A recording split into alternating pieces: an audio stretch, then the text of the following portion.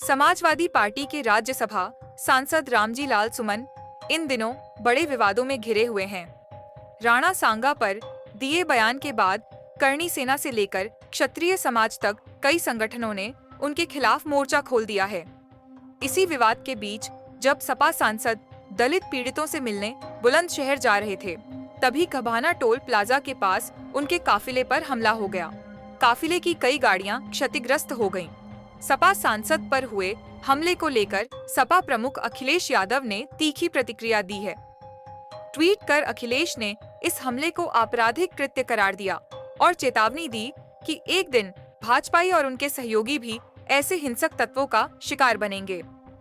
अखिलेश यादव ने पार्टी नेताओं को सलाह दी कि इतिहास के मुद्दों पर बयानबाजी से बचें और किसान, नौजवान और आरक्षण जैसे असली मुद्दों पर फोकस करें। उन्होंने रामजी लाल सुमन पर हुए जानलेवा हमले की कड़ी निंदा करते हुए कहा कि काफिले पर टायर और पत्थर फेंकना गहरी साजिश का हिस्सा था। इतने टायर एक साथ इकट्ठा करना साफ तौर पर सुनियोजित षड्यंत्र की ओर इशारा करता है। पूर्व मुख्यमंत्री अखिलेश यादव ने बुलडोजर सरकार पर भी करारा हमला बोला। सवाल उठाते हुए कहा कि क्या एक सांसद पर हुए हमले का कोई संज्ञान लेने वाला नहीं है? क्या पीडीए से जुड़े सांसद पर हमला होने के कारण सत्ता पक्ष शर्मनाक चुप्पी साधे बैठा है?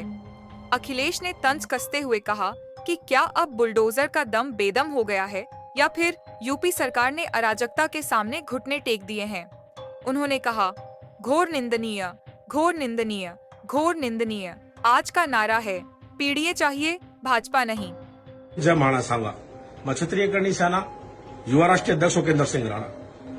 अभी आपको पता लगा होगा कि जो अलीगढ़ के गवाना टोल पर जो सांसद सपा के सांसद सुमन पर जो हमला हुआ है, वह हमला हमारे करणी सैनिक क्षत्रिय करणी सेना परिवार के लोगों के द्वारा, हमारे भाइयों के द्वारा किया गया है।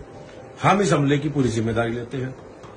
लेकिन दुख इस बात का है मुझे कि वह फिर बच गया, क्योंकि सिर्फ कुछ गाड़ियां ही टूट पाई हैं और क्योंकि प्रशासन उसको बार बार बचा लेता। आज फिर प्रशासन ने बचा लिया उसको।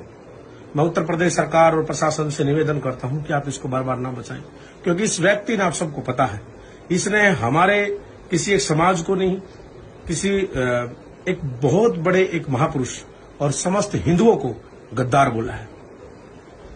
तो ये देश जो है सनातनियों का है, हिंदुओं का है।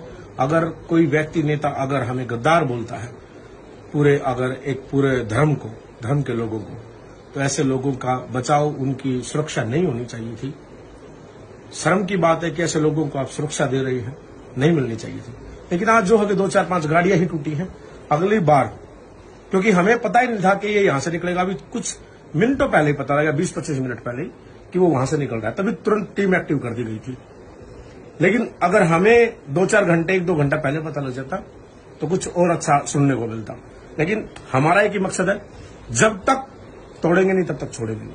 वो चाहे अखिलेश हो, चाहे सुमन हो, या सपा पार्टी का कोई पदाधिकारी, कोई नेता हो, जो भी हमारी रडार पर आएगा उसको बख्शा नहीं जाएगा। जब तक घुटने नहीं टेक लेती सपा, धरती में घुटने नहीं टिकवा देंगे, तब तक नहीं मानेंगे। सपा सफा। जय श्री राम, जय भवानी, जय महाराणा सांगा।